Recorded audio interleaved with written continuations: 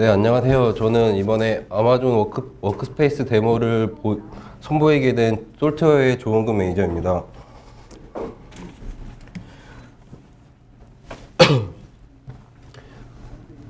우선은 이번에 데모하게 될 구성도이고요.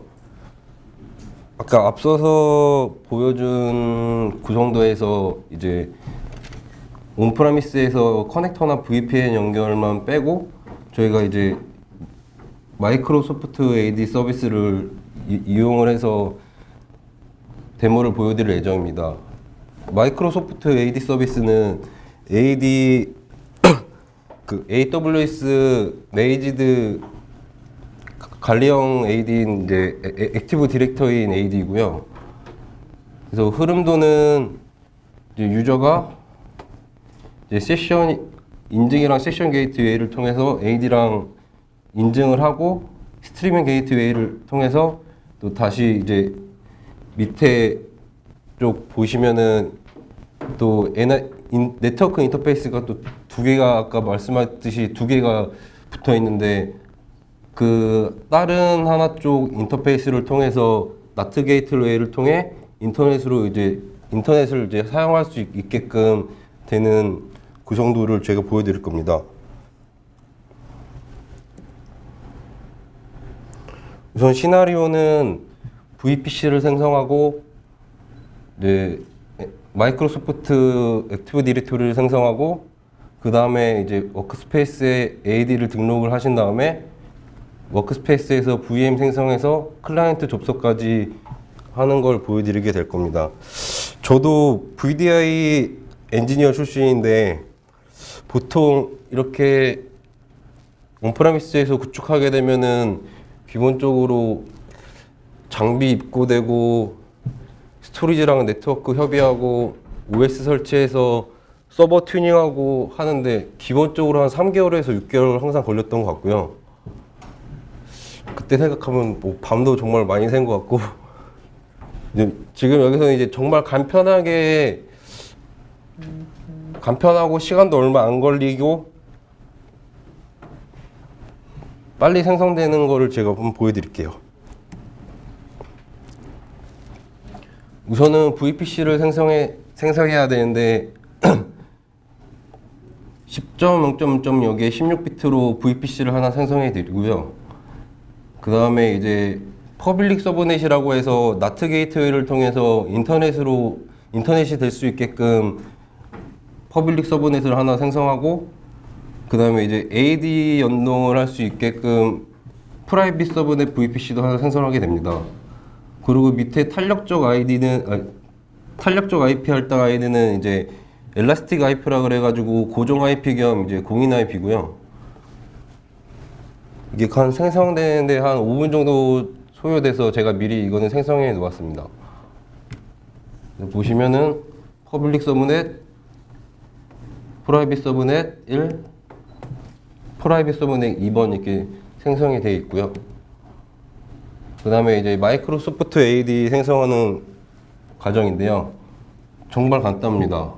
서버 설치도 필요 없고 액티브 디렉토리 설치도 할 필요 없이 DNS 이름이랑 이제 AD 관리할 수 있는 어드민 패스워드 그리고 생성해 놓은 VPC랑 서버넷 이렇게 선택을 해 주시고 바로 이제 크리에이트를 하면 이거는 한 20분 정도 소요되고요.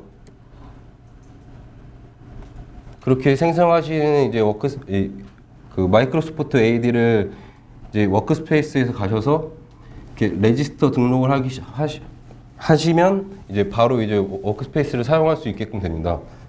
이제 실제 화면을 보시게 되면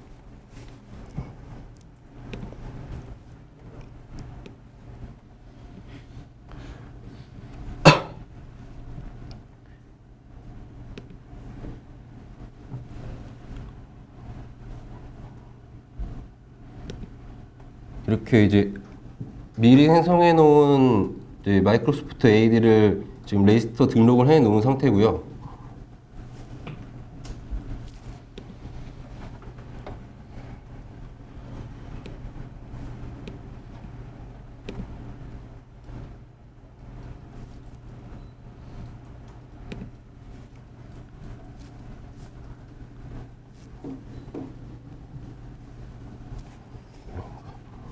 워크스페이스 쪽에 가셔서 이제 제가 생성을 직접 해볼 겁니다. 생성된 이제 AD를 확인을 하시고 다음 스텝을 누르신 다음에 기존의 계정이 AD를 원래는 온프레미스랑 연동을 해놓으면은 이쪽 부분에서 수요 유저를 누르시면 이렇게 기존에 있는 이제 계정들이 다 있으실 텐데 지금은 이제 제가 새로 생성해서 접속하는 거 보여드리겠습니다.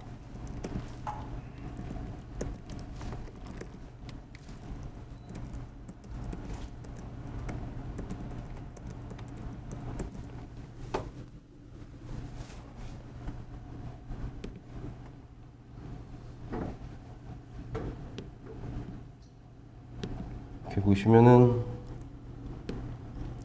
지금 테스트 5라는 계정이 생성되었고요. 이쪽에 이제 워크스페이스 VDI의 할당되는 계정을 이제 확인하시고 또 이제 다음 팁으로 넘어가 계시면 이제 이게 리소스에 대해서 나와 있는 건데 번들이라고 하고요. 이제 뭐 스탠다드, 밸류, 퍼포먼스, 파워 이렇게 있으신데 이제 다 CPU랑 메모리에 맞게끔 생성을 하시면 되고 기본적으로 보통 금융 쪽에서 VDI 쓰시면 2코어에 4기가 정도 쓰시죠.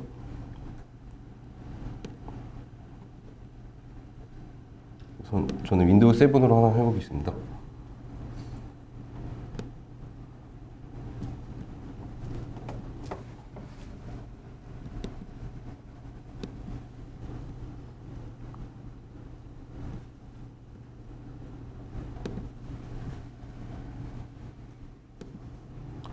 그리고 이쪽에서는 이제 러닝 모드를 이제 선택하시게 되는데 월에이즈원은 이제 월 정액제로 이제 정액 내시고 이제 무제한으로 쓰실 수 있으시는 거고요. 이제 오토 스탑은 이제 시간제로 해가지고 보통 2코어에 4기가짜리 스탠다드가 한 달에 $40 정도 되시고 그리고 시간제 요금으로 하시면은 월 고정 금액 $10에 시간당 0.36 정도로 알고 있는데요. 뭐 오토 스탑으로 하실 때는 이제 이쪽은 1시간 있다가 이제 자동으로 꺼지게 되게끔 돼 있고요. 이제 시간을 선택하실 수 있으시고 그리고 오토 스탑으로는 이제 뭐 시간제 근무시나 외근이 많으신 분들은 이제 오토 스탑으로 해서 워크스페이스를 쓰시면 되시고 이제 업무 시간 내내 사용하시는 분들은 이제 월 정액제가 오히려 싸시겠죠. 그리고 뭐 중간중간에 필요에 맞게끔 변경도 가능하십니다.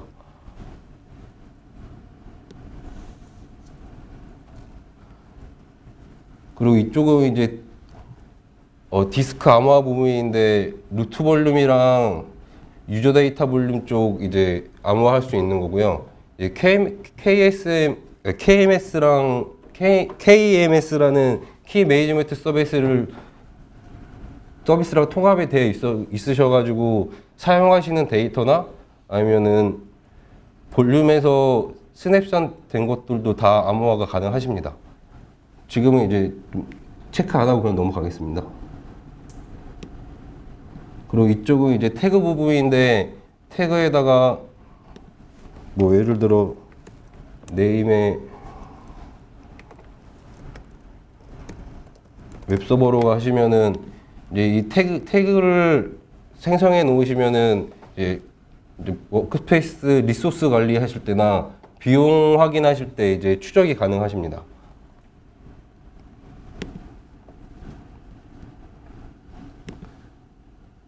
이건 지금까지 이제 선택한 것들에서 이렇게 보여주시는 거고,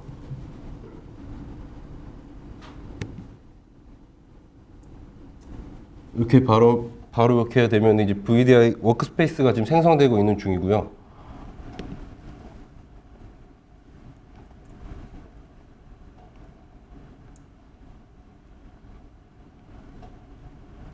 네, 여기 지금 생성되고 있는 중이죠. 이것도 한 20분 정도 소요되시고요. 그래서 뭐 AD 생성하고 워크스페이스 생성하고 다 해도 한 3, 40분 이내면은 다 구성이 가능하시고, 또 이쪽에서 보시면은 이제 이미지라고 하셔가지고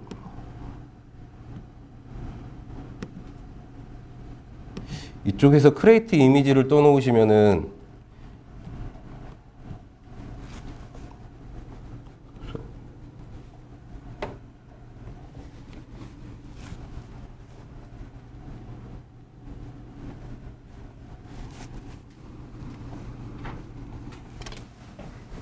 잠시만요. 마우스가 사라졌네요.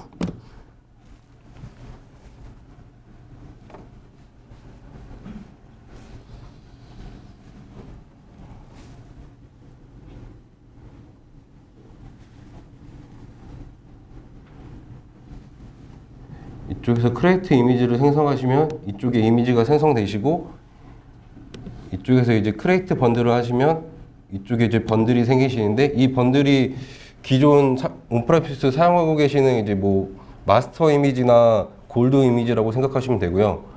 뭐 어플리케이션들 다 설치해 놓은 상태에서 이제 이미지를 만들어서 번들을 생성하셔가지고 이제 이 번들을 이용해서 이제 배포를 할 수 있습니다. 그리고 IP 액세스 컨트롤은 가상 방화벽이라고 생각하시면 될 것 같고요. 크레이트 타입 그룹이 25개의 그룹이 통합할 수 있고, 각 AD에 연동을 할 수 있습니다. 그리고 각 그룹당 10개의 규칙을 넣을 수 있으시고요. 규칙은 뭐 IP 주소나 IP 주소 범위 이렇게 설정을 하시면 됩니다.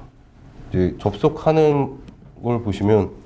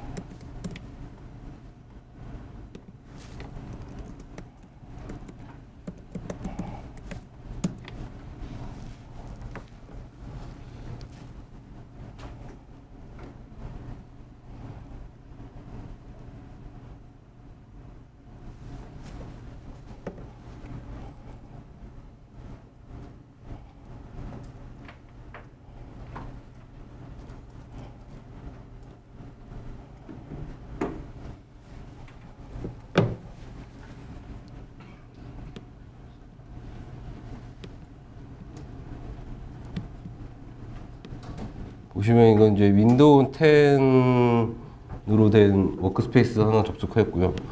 이쪽은 이제 윈도우 7, 그리고 이제 그 엑셀이나 워드나 PPT 같은 거는 이제 포함해서 추가 요금으로 하시면 이제 포함된 워크스페이스를 사용하실 수 있으시고요. 이쪽도 이제 윈도우 10이고,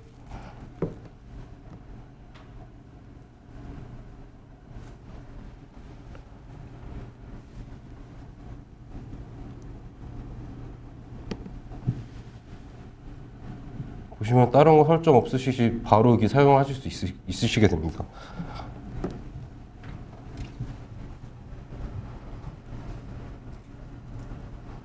그리고 또 하나로는 제가 지금 제 핸드폰으로 이제 접속을 했는데요.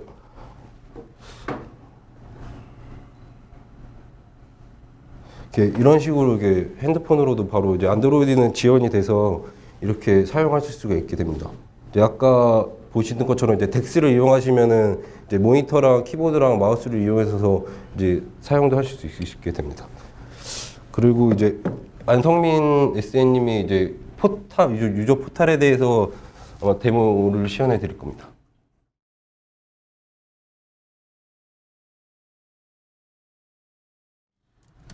UI로 하는 게 사실 장점이긴 한데 뭐 UI로 하는 게 항상 좋을 순 없고요.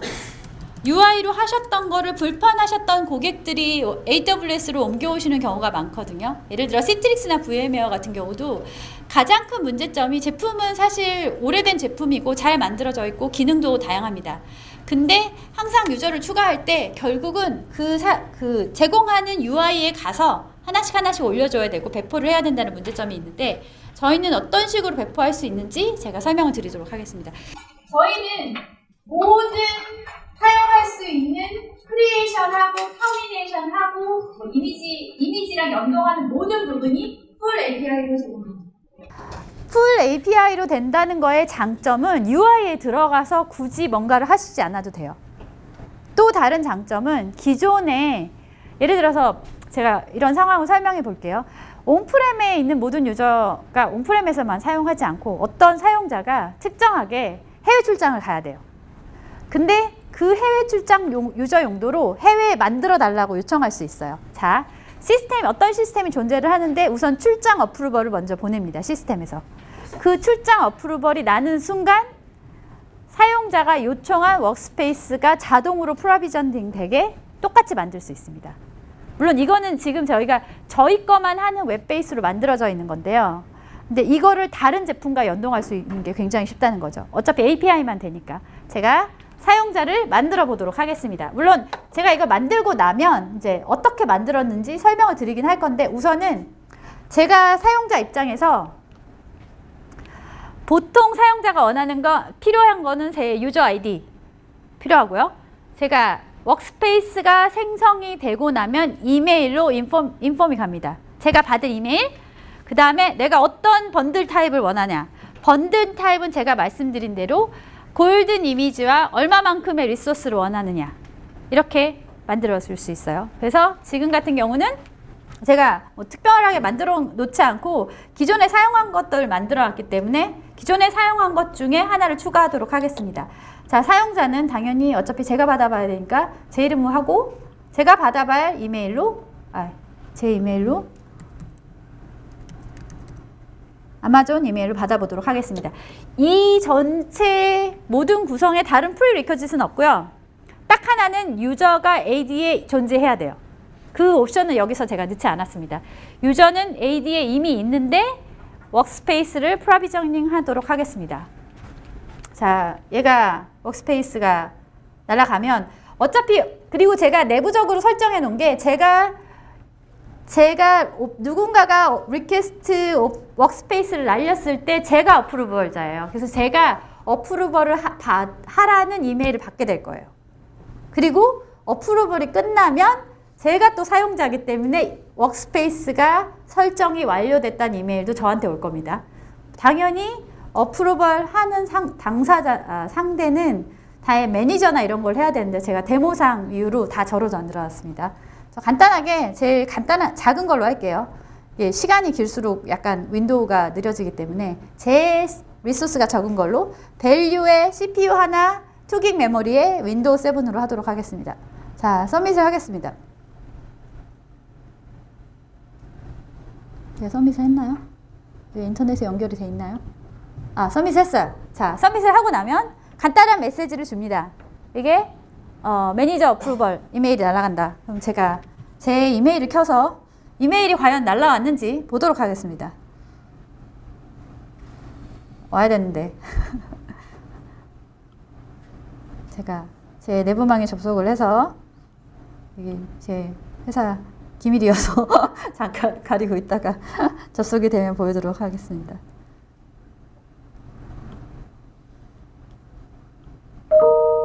뭐가 오긴 했네요. 자, 왔어요. 제가 사실 보스로 돼 있어서 자, 제가 하는 거는 어프루버를 할 수도 있고 리젝트를 할 수 있어요. 리젝트도 당연히 프리픽스한 URL로 제공이 될 거고요. 어프루벌도 당연히 URL로 제공이 됩니다. 저는 단지 얘만 클릭하면 되는데 제가 지금 테스트를 보여드려야 돼서 리젝트를 하면 안 되니까 어프루벌을 하도록 하겠습니다. 자, 제가 이 URL을 클릭을 하면 저희가 만든 웹사이트에 들어가서 리스폰스가 억셉트 됐다고 나옵니다. 자, 억셉트 되면 도대체 워크스페이스가 생성이 되는지 안 되는지 보도록 하겠습니다. 제가 미리 다 UI를 띄워놔가지고요. 워크스페이스가 어딨냐.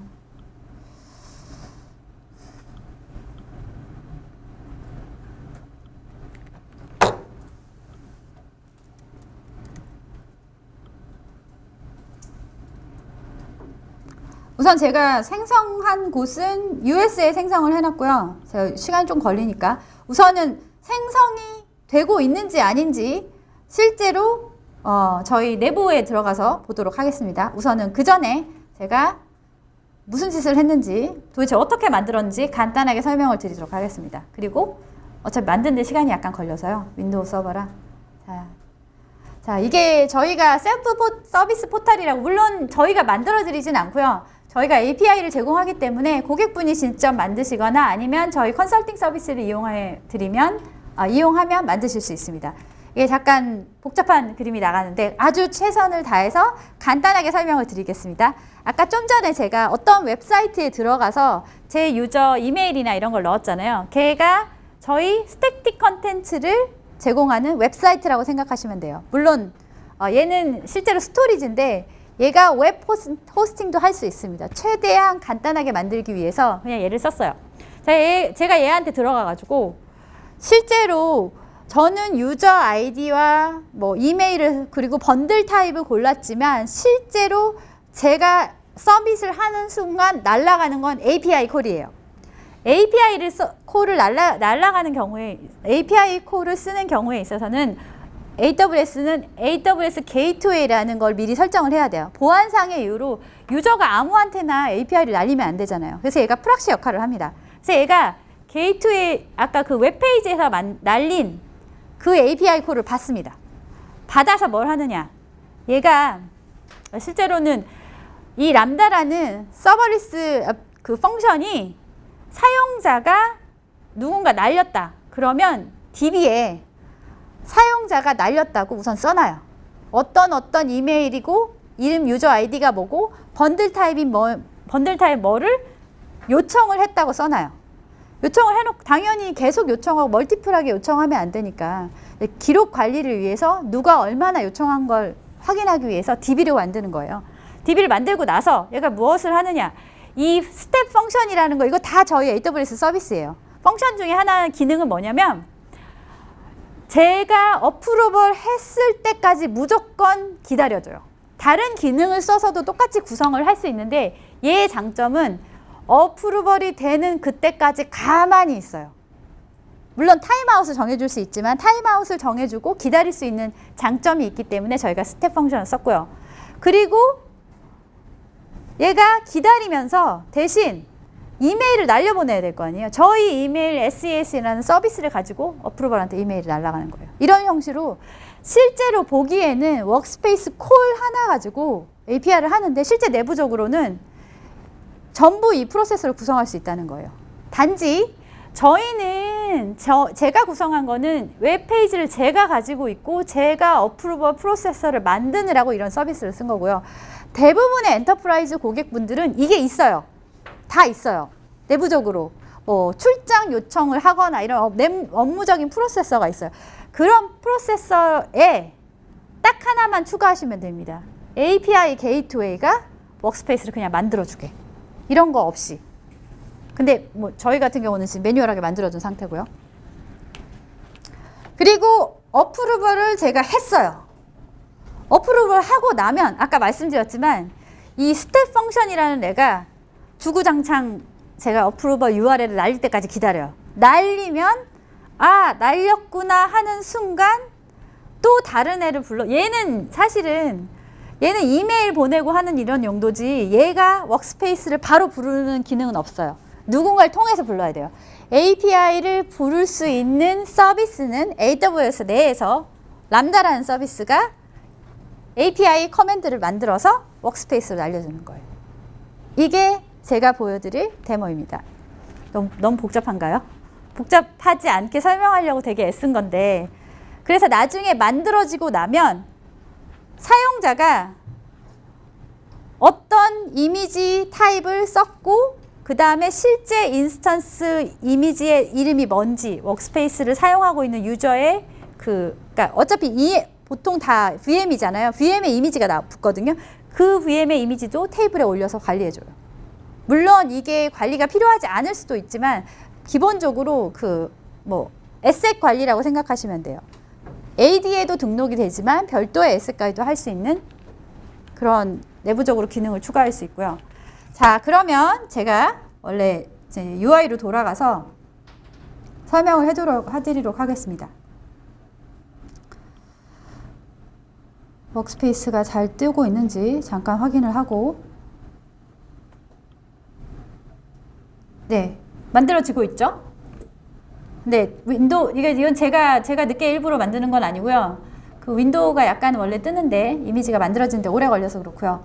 제가 어떻게 얘를 만들었는지 설명을 해드리도록 하겠습니다. 제가 매뉴얼하게 저걸 다 하나하나 만들었느냐? 그렇지 않아요. 너무 귀찮잖아요. 스텝 펑션도 만들고 API 게이트웨이도 만들고 람다도 몇 개나 돌려야 되고, 그렇지 않고 그냥 이 안에 있는 스크립트를 사실 하나의 스크립트로 다 머지해서 스크립트 하나를 만들었어요. 그 스크립트를 그냥 올렸어요. 올리면 아까 말한 모든 서비스가 여기에 만들어져요. 저는 아무것도 하지 않았어요. 물론 이 스크립트를 만드는 사람은 필요하겠지만 매뉴얼하게 서비스 하나하나를 만들어주진 않았어요. 이게 첫 번째 제가 우선 한 거고요. 스크립트 구성한 이후에 이 스크립트를 버지니아 리전에 올려주고 나서 당연히 이제 서비스가 만들어졌겠죠. 그래서 제가 아까 말씀드린 대로 워크스페이스가 생성이 됐기 때문에 DB나 이런 데 이제 저희가 만들어준다고 말씀을 드렸는데, DB 가면 사용자 누구 만들어졌는지 번들 타입 나오죠. 그 다음에 다 완성이 되고 나면 워크스페이스 아이디가 나옵니다. 이 워크스페이스 아이디는 실제로 여기 워크스페이스에 어딨냐, 워크스페이스가 요 아이디를 말합니다. 당연히 다른 정보도 저희가 받아서 실을 수 있습니다. 그리고 아까 제가 말씀드린 대로 제가 어프루버를 날릴 때까지 누군가 계속 기다리게 할 수 있다고 말씀드렸잖아요. 그 누군가 계속 기다리게 하는 서비스 펑션을 보여드릴게요. 우선은 그게 스텝 펑션이라고 부르는 건데요. 물론 이거를 꼭 사용해야 될 필요는 없는데 이제 제가 편의상 사용을 했어요. 예를 들어서 fail이 났거나 succeed가 났거나 running이 나오잖아요. fail은 저희가 무작정 계속 기다리게 할 수는 없잖아요. 그래서 그 타임아웃을 걸어놨어요. 그래서 제가 하다가 기다리다가 제가 안 보내면 그냥 fail을 처리합니다. 아니면 제가 어프루벌 해서 yes라고 하면 success라고 나와요. 그리고 현재 기다리고 있으면 running이라고 나옵니다. 자, 실제로 들어가서 얘가 success라고 나왔을 때랑 fail이랑 나왔을 때를 한번 확인해 보도록 하겠습니다. 되게 간단한데 이게 잘 보이시나요? 보일까요? 이렇게 생겼어요.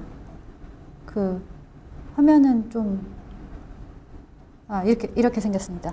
스타트를 해서 10초 기다렸다가 어프루벌 리퀘스트를 날려요. 아까 이메일로. 그리고 그다음에 어프루벌 리스판스가 올 때까지 여기는 계속 기다리는 거예요. 물론 타임아웃이 있긴 하지만 와서 제가 리젝트를 했다고 하면 어프루벌을 하면 워크스페이스를 크리에이션 하고, 그리고 만약에 리젝트를 하면 사용자한테 너 리젝트 당했다고 알려줘야 되잖아요. 리젝트 당한 거를 다시 사용자한테 알려주는 형태로 이렇게 동작을 합니다. 그러니까 저희가 사실은 다른 많은 장점이 있어요. 인프라도 굉장히 좋고요. 그거가 제가 제일 자주 얘기하는 장점이고, 제가 생각하는 기존의 시트릭스나 VMware랑 비교했을 때 가장 큰 장점은 이게 가장 큰 장점이라고 생각을 해요. 왜냐하면 사용자가 매뉴얼하게 뭔가 해야 되는 작업이 너무 많아요. 자, 제가 지금 만드는 것만 이렇게 보여드렸어요. 관리는 어떻게 할 것인가? 저희 크리에이션, 터미네이션도 다 UI로 돼요. 그러면 VM이 리부시 가능할까요? 리모트로? 당연히 가능합니다. 똑같이 웹페이지로 만들 수 있습니다. 그래서 제가 BDI 어드민의 관점에서 어떻게 BDI를 관리하는가, 어떻게 트러블 슈팅 하는가 제일 많이 물어보면, 자, 프린팅 안 되면 드라이버도 깔아보고 여러 가지 해요. 사실은 그거는 초기에 구축할 때 나오는 문제고요. 어느 정도 구축을 하고 나서에 나오는 되게 문제의 첫 번째는 갑자기 느려진다. 그럼 네트워크 문제일 수도 있고요. 네트워크 문제가 아니면 그래도 느려진다고 얘기해요. 그럼 어떻게 대처하시나요? 그런 경우에 있어서. 만약에 갑자기 뭔가 오동작을 한다. 그럼 그 PC를 하나하나 봐주는 경우는 굉장히 드물어요. 일반적인 BDI의 어드민은 어떤 식으로 운영을 하냐면 리부트를 합니다. 서버니까. 데스크탑 OS는 첫 번째 동작이 안 될 때 리부트를 합니다. 리부트를 누가 하게 할 수 있느냐? 기본적으로는 사용자가 만약에 뭐 거기 리부트 버튼을 할 수 있죠. 근데 저희 같은 경우는 포탈을 만들어서 아까 말한 대로 터미네이션도 크리에이션도 할 수 있지만 사용자가 보기에 느리다. 그럼 사용자가 포탈을 통해서 리부트를 할 수도 있습니다. 그걸 사용자한테 권한을 줄 수도 있고 아니면 콜센터 직원한테 웹페이지를 만들어서 권한을 줄 수도 있고요. 아니면 어드민이 들어가서 리부트를 하게 할 수 있어요. 그러니까 그런 거를 전부 굳이 커맨드 라인이나 아니면 혹은 커맨드 라인은 거기는 또 제공하지도 않으니까 UI에 들어가서 하나하나 하는 것보다는 사실 사용자가 가장 편하게 접근하는 방법이 되게 중요한데 UI, 웹 베이스로 제공할 수 있는 가장 큰 장점을 가지고 있기 때문에 실제로 매니징 할 때 뭐 여러 가지 좀 다른 뭐 약점도 있을 수 있겠지만 트러블 슈팅이 났을 때 많은 사람들이 접속을 해서 문제를 해결할 수 있는 다양한 유저, 그렇다고 해서 저희가 API를 날릴 때 아무나 날리지 못하게 하려고 API 게이트웨이나 이런 보안적인 요건을 다 마련해 놨기 때문에 사용자한테 적당하게 그 웹페이지에 들어가는 액세스하는 권한만 따로 주신다면 어떤 유저라도 아니면 본인도 들어가서 사실은 워크스페이스를 리부트할 수 있고 저희 AWS 내부에서도 전사에 하실 워크스페이스를 쓰고 있거든요. 저도 제 워크스페이스를 가지고 있는데 저는 결과적으로 워크스페이스에 어드민 액세스가 없는 거잖아요. 근데 느려요. 느린 경우가 있을 수밖에 없어요. 왜냐? 데스크탑이니까.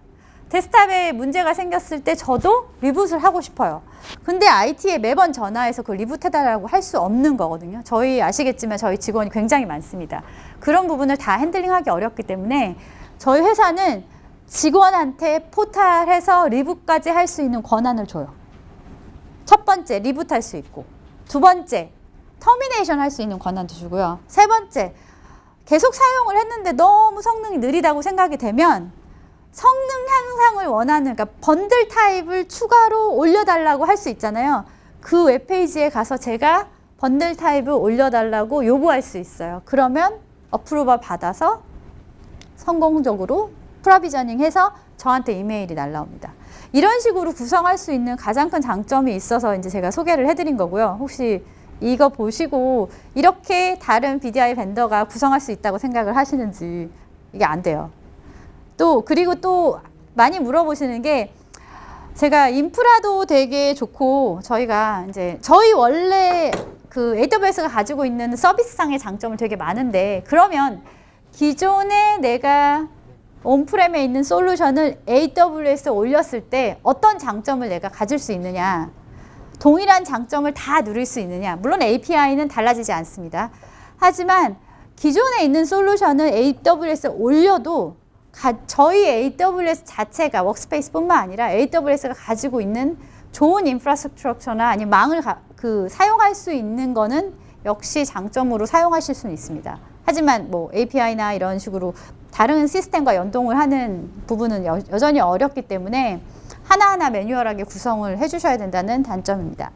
자, 지금까지 데모는 이게 마지막이고요. 혹시 이제 식사를 하실 시간이라서 제가 더 이상 얘기를 하면 안 되기 때문에 질문 사항이 있으시면 저희 어카운트 매니저님 통해서 연락을 해주시면 당연히 되고요. 다음에 제가 또 한국에 오게 되면 이제 미팅이나 이런 것도 가능하니까 꼭 알려주시면 감사하겠습니다. 감사합니다.